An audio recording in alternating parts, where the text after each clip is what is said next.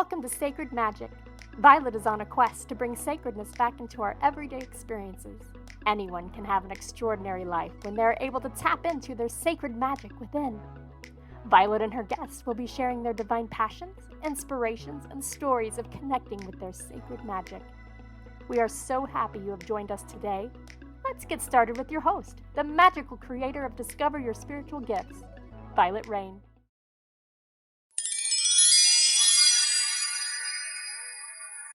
Well, thank you, everyone. Thank you for joining us for Sacred Magic Podcast. I'm so excited today. My guest is Theresa Reed, aka the Tarot Lady.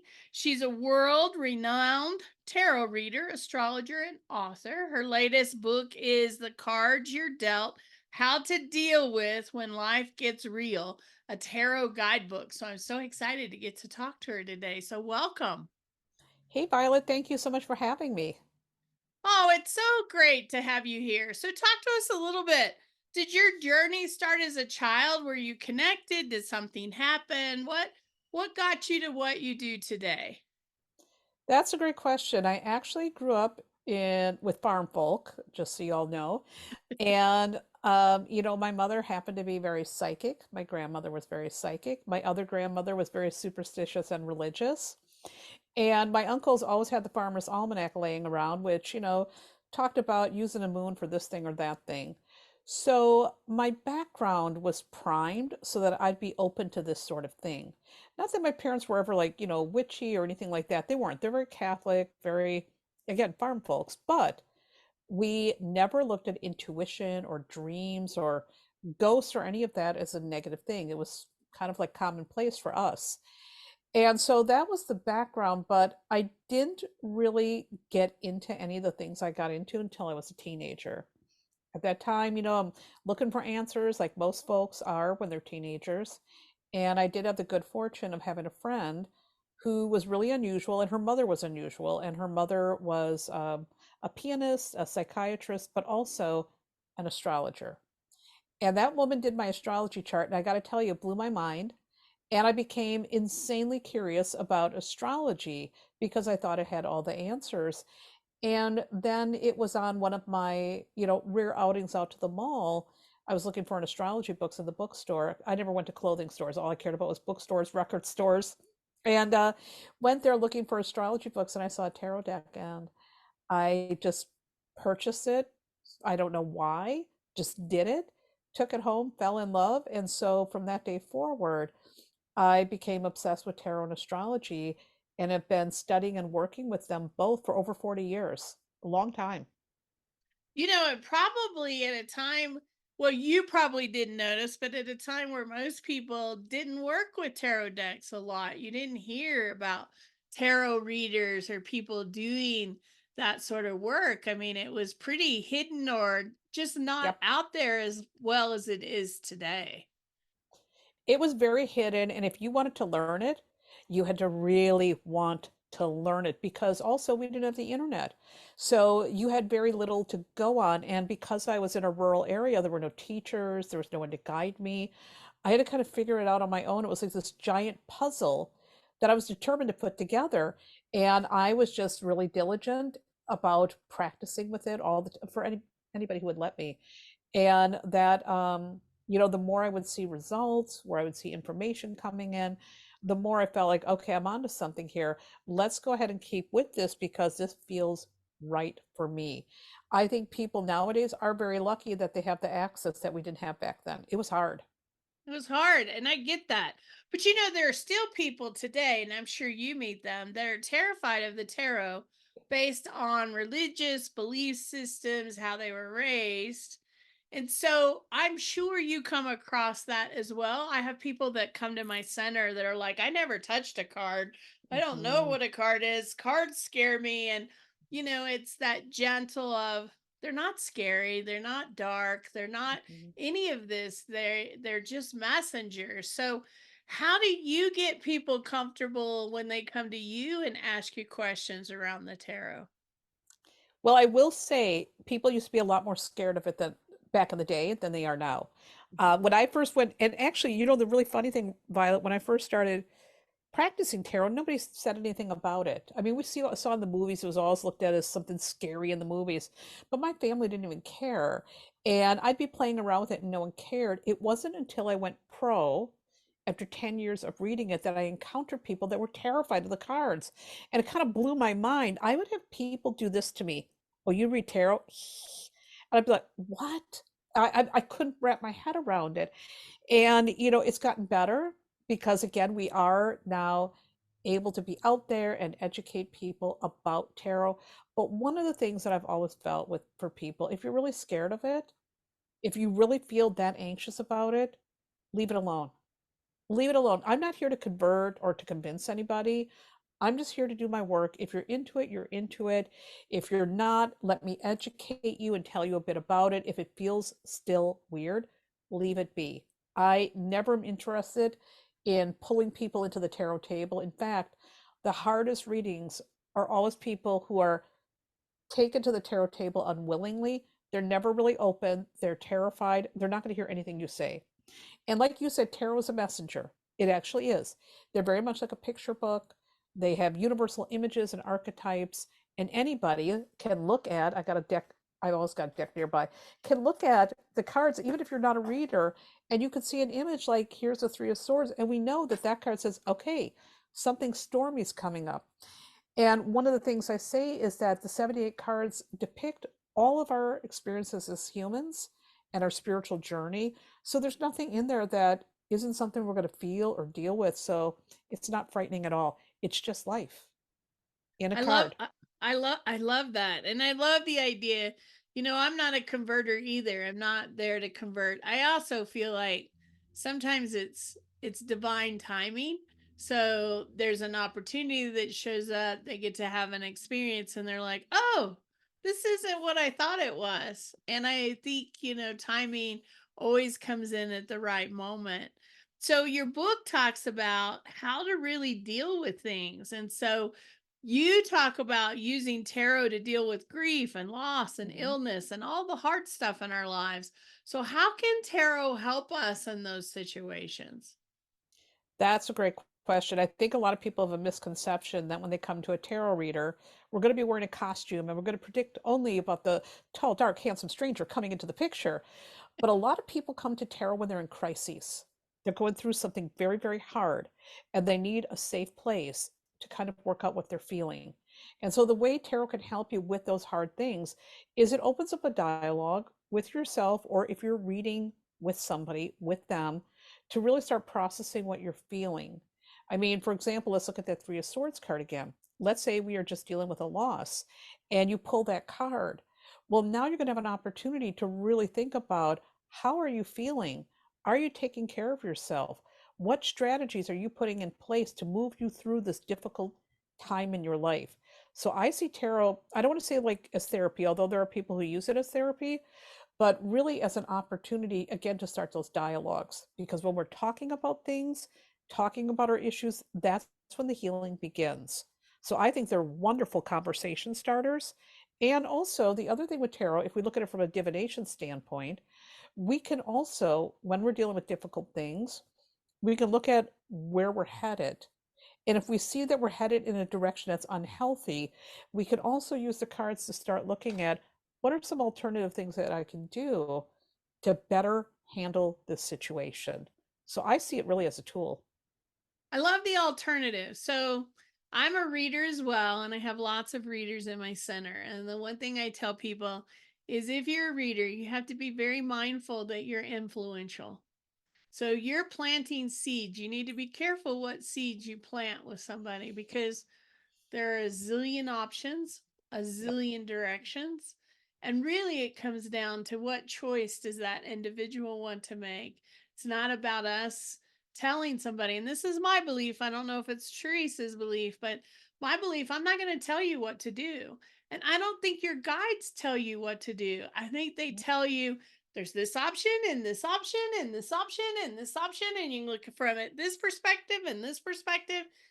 You have free will, free choice, and that's the governing law of this plane is you get to choose what you do. So I always tell people, if I give you a reading and you're like, oh, Violet's lost her mind, I'm not doing that. Soon as you walk out that door, you've shifted the track. This is the energy that's right now in this place. This is what you can pick up. This is what you can drop. This is what we're looking at. But if you go out that door and go, nope, I'm not doing that, it's the same thing as going to see your medical doctor and they give you a diagnosis. The first reaction is, do you accept that diagnosis?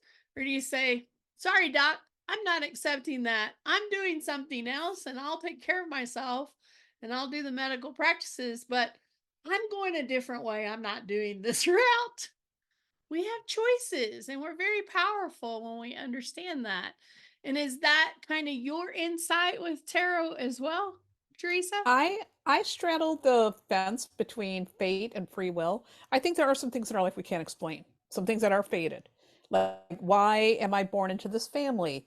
Why did I meet this particular person? So there are some things that we can't really quite neatly explain, which I really actually like that. But I also feel that free will is a huge component. That's why I say the cards tell a story, but you write the ending.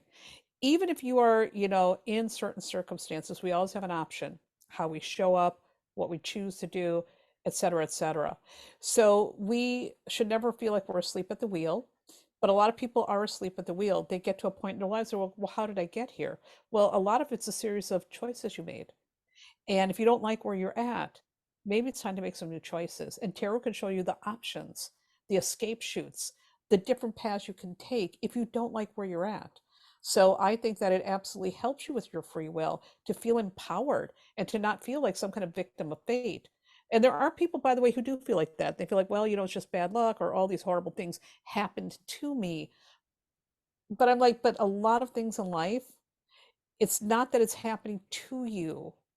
Your life is happening because of some of the things and choices you're doing. So again, if you don't like it, you can change it. The future's not written in stone. It's malleable. I love that. I love that. And I always tell people, when some storm comes into your life, when some difficult moment comes in, go back 6 weeks, 2 months, 60 days, and tell me what you were thinking, because Yes. your mind creates your reality. So, what were you pondering? What were you thinking about? What were you putting out there? Because we create our future through that way. And if you really get good at that, you're like, oh, I know what I was thinking. I know why this Mhm. happened, right? I know what got me to this place. I understand why I'm here in this moment. That we do create through our thoughts. I do believe in faith and luck. I think sometimes our guides are trying to help us and they're putting something in front of us for a reason. And I think sometimes that's something that we've asked for, or some thought we've had, or some contract that we had, or just something that we may not be fully aware of that they put in front of us. But we still have choices, our reaction Mhm. to things, our perception to Yes. things, how we get triggered, our shadows show up, how do we move through it. I think all that comes through more awareness, more understanding, making better choices, creating the world that we want. And tarot does help us kind of see some insights Mhm. into what those possibilities could be for us if we chose them. And so I think it's an amazing doorway to lots of information when you kind of lean into it. Absolutely. And I think, tarot, astrology, many of these tools, that's what they're there for, to help you to be more conscious. Same like with meditation. When you are meditating regularly, you become friends with yourself. You start understanding yourself. When you start understanding yourself, then you know what makes you happy, what works, what doesn't work. And you're more likely to make better decisions for you. So I'm a huge believer in using whatever spiritual tools resonate with you, just use them because it is going to help you to be more conscious.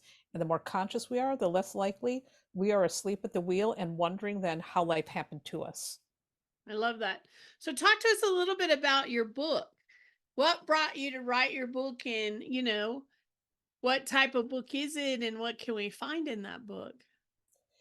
Thank you. Well, the reason why I wanted to write this book is because, like I mentioned earlier, there's a misconception that a lot of people come to a tarot table just to find out about romance or entertainment, but a lot of people come in crises. A lot of people come when they're going through very, very dark stuff. And I found when I was reading professionally that that was a lot of the work I was doing was talking people down from the ledge, helping them deal with difficult decisions like a divorce or a loss, and helping them to get on a healthier path. And I couldn't find books about that. Most tarot books are like, here's the meaning of the card, here's a couple of spreads, and that's it. It does not give you advice. What do you do if a client is dealing with something really heavy? How do we deliver that information? But also, how do we deal with that ourselves? So, my concept behind the book is I wanted to give for everybody an opportunity to see tarot as something that can help them deal with the hard things, but also to give professional advice to readers so they don't unintentionally cause harm when they're giving readings for people who are going through things. Because, by the way, I've been with readers who've done that. And I've had clients where I've had to undo their damage when they've gotten a reading by a well meaning reader who said something that wasn't helpful that actually caused harm. So that was really the concept behind the book. I love that because I've had those opportunities too where somebody's went to someone and now they're spiraling and you've got to like, okay, come sit down. Let's rework this. Let's unwind this. Let's get you into a good place. Because I think our overall job is to empower, Yep. enlighten, encourage, motivate, inspire people. It's not about any of the negative that you're awful, that you made bad choices, that Mm-mm. it's not that. It's about, okay, let's see where we're at. Let's see where we Mhm. need to go. Let's see where we can get you to a healthy place because that's really what we want to do. And so having that opportunity to really help people in Mhm. such a way to me is very important. So I love that we have a book out there that can help readers be able to do that. So I want to get a copy of your book so that I can sit and read it as well. Well, I will make sure that you get a book ASAP, Violet. I think it's a book that's going to help a lot of people. Again, work through these hard things with tarot is a wonderful tool, but also it's really going to help readers to be responsible. And I think, like I said, there's a lot of well-meaning readers, some who say, well, I don't sugarcoat things. This is not about sugarcoating. It's about really being incredibly mindful.